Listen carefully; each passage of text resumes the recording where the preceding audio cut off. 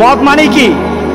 যারা নেশার সাথে যারা জড়িত, সে যত বড় কিছু হোক, যত মর্যাদার হোক, আপনি নেশার সাথে জড়িত, আপনি নেশা খান, নেশা বিক্রি করেন, নেশার সাথে কোনোভাবে জড়িত, আপনার জন্য আল্লাহ রাসূল বলতেছেন জান্নাতের দরজা তোমার জন্য বন্ধ। আছে কিনা সমাজে?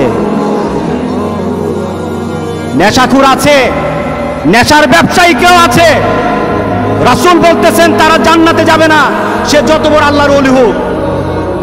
এরপর রাসূল সাল্লাল্লাহু আলাইহি সাল্লাম বলতেছেন আলাক, যে মা বাবার অবাধ্য সন্তান আছে কিনা সমাজে, জান্নাতে যাবে না। সে বড় হুজুর, কিন্তু মা বাবার সাথে খারাপ ব্যবহার করেছে। সে বড় দাতা, মা বাবার সাথে খারাপ ব্যবহার করেছে।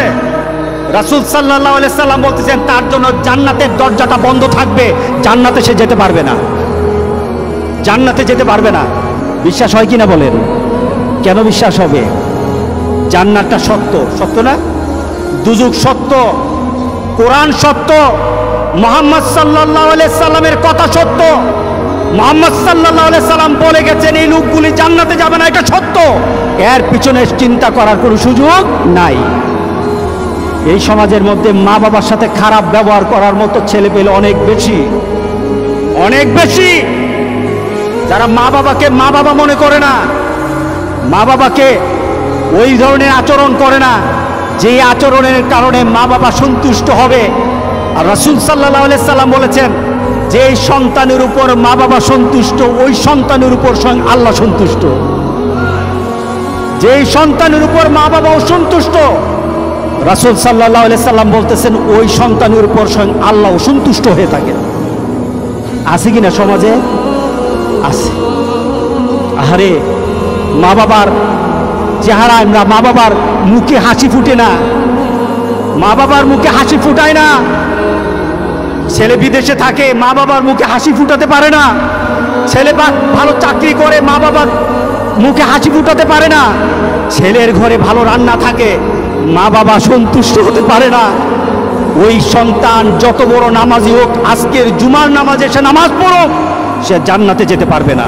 বলেছেন মুহাম্মদুর রাসূলুল্লাহ সাল্লাল্লাহু আলাইহি সাল্লাম, মুহাম্মদ সাল্লাল্লাহু আলাইহি সাল্লাম, তুমি জান্নাতে যেতে পারবে না।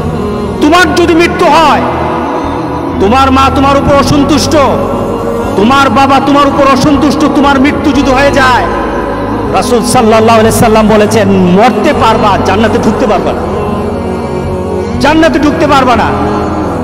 এরপর রাসূল সাল্লাল্লাহু আলাইহি সাল্লাম বলছেন ওয়াদায়ুস আল্লাযী ইউকিরু ফি আহলিল খাবাস, ওই ধরনের দায়ুস কারা?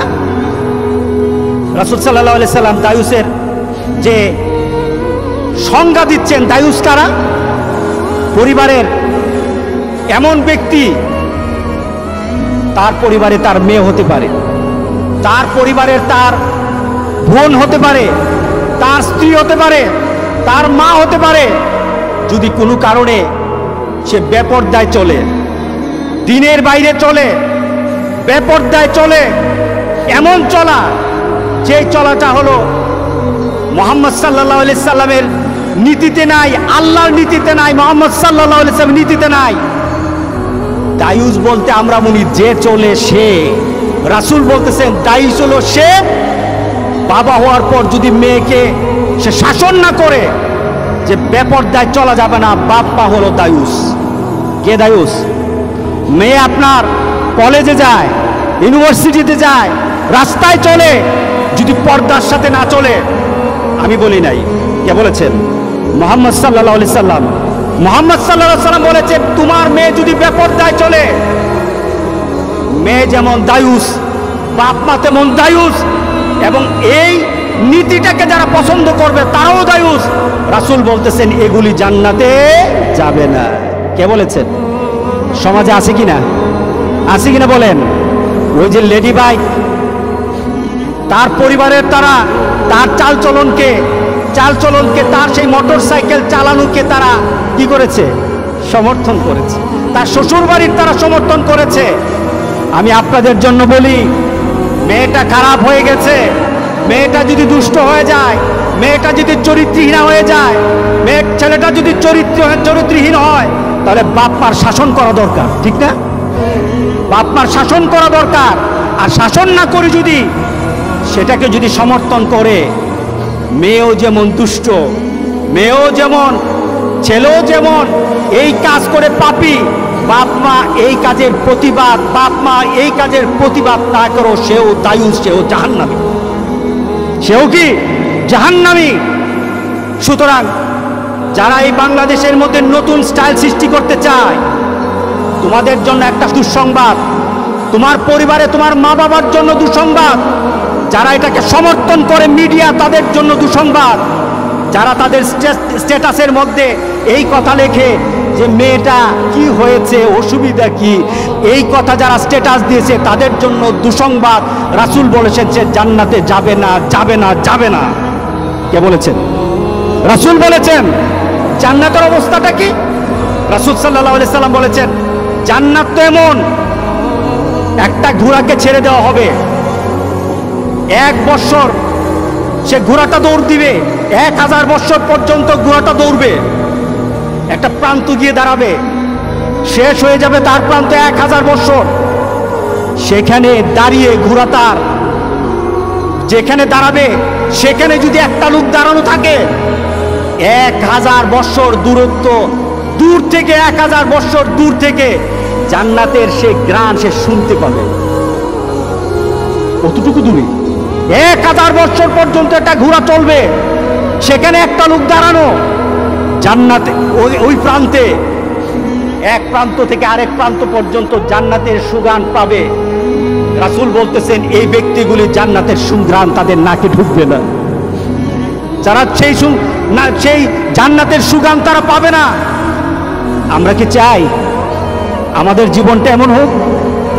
যদি আপনি নামাজি হন, দায়ুস হন, নামাজ আপনাকে জান্নাতে দিবে না।